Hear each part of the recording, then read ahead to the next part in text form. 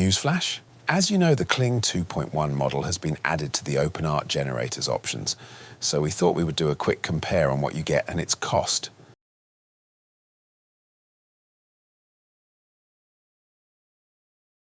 So what did you think? More of that in the next video, but first we'll go over to Alf. Good day.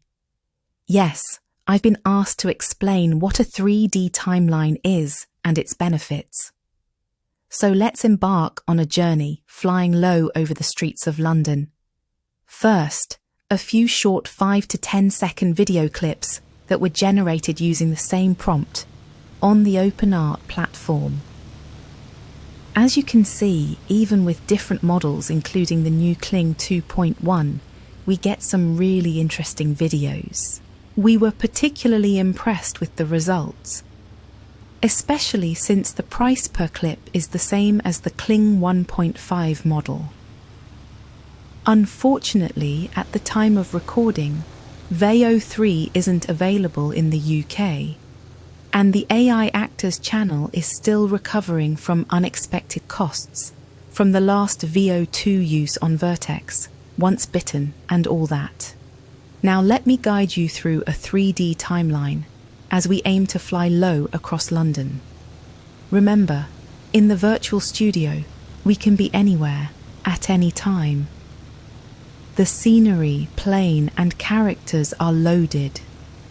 Start your timers and see if you can create a working prompt before I finish recording this in the virtual studio. This clip is only 80 seconds long, so you'll only need to prompt 10 videos. Everything we need to make longer videos is already out there. In what way? Excellent image creation, then transposed to a 3D model. Feels like that might be the bottleneck at the moment. Indeed, to an easy way to navigate around that environment. We still feel that separately you can do these things well. Correct, we have excellent ways to create wonderful clips. The only thing left is consistency over an entire project. We're getting there, so enjoy the journey before it's over.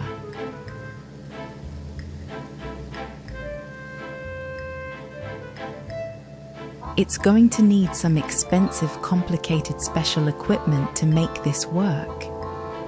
What about an Xbox controller and a Stream Deck?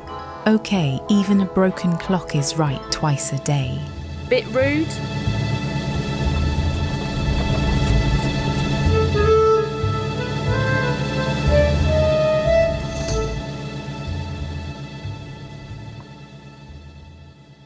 Okay, so a straightforward flight it may be. But this is where the magic happens. Back on set, we can rerun the video, but now with the ability to change your viewpoint, camera movement, weather, time of day, historical period, and even add a chase plane. You get the idea. Imagine having this 3D world with your chosen characters, allowing you to travel through any virtual environment under any conditions, era, planet, time. So we're not limited to just flying. If we wanted to be a bunch of AI actors, learning the ins and outs of what's possible in an AI video production, then we could. Any other ideas, Alf? Or in a play to perform, perhaps a whodunit, rom-com, sci-fi, music gig, or on pitch at a sports event. The actors play their roles and you can watch and follow a specific character, uncovering their backstory. You decide if you want to interact with anyone, ask questions, and then return to the storyline. Or perhaps you simply want to meet a character for a chat. Oh, and only fans would be able to interact with it, just saying. Indeed, an added advantage of the 3D Virtual Studio is its compatibility with VR viewing.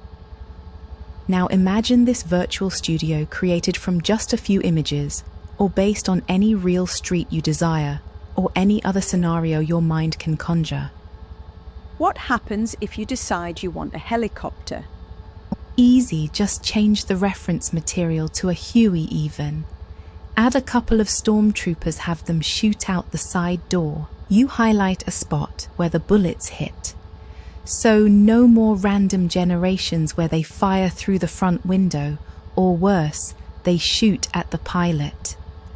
That does feel like a lot of wasted credits. What about exterior shots? There's nothing stopping you from taking the camera down to ground level and film that same footage from below, where you will see the same stormtrooper firing from the same Huey. What about exterior shots? Okay, good question. You do all this with micro prompts in OpenArt.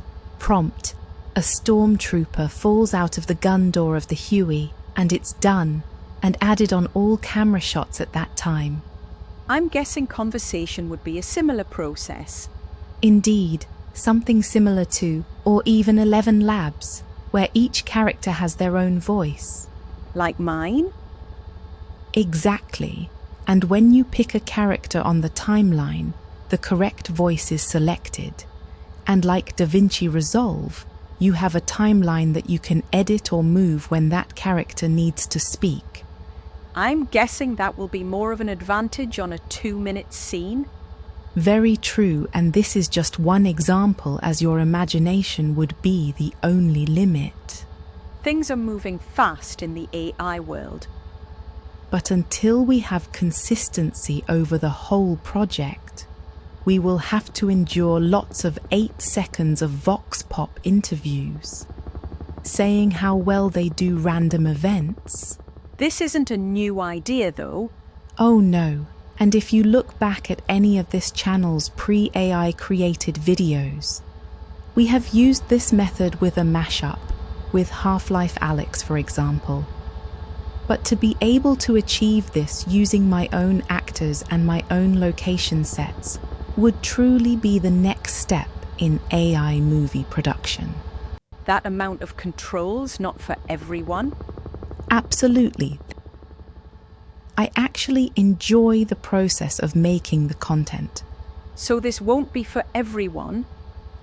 Well, there is no reason why it couldn't be as simple as saying, create a 30-minute film called The Hookers, in a Jason Statham style, with him in a Victorian scenario, where he travels around on a Penny Farthing bike along the riverbanks to catch people illegally fishing. Just me then? Food for thought. And with that, it's lunchtime. So, see you next time. But until we have a way of doing that, we shall be back to our normal job of trying to stitch together what we've been given.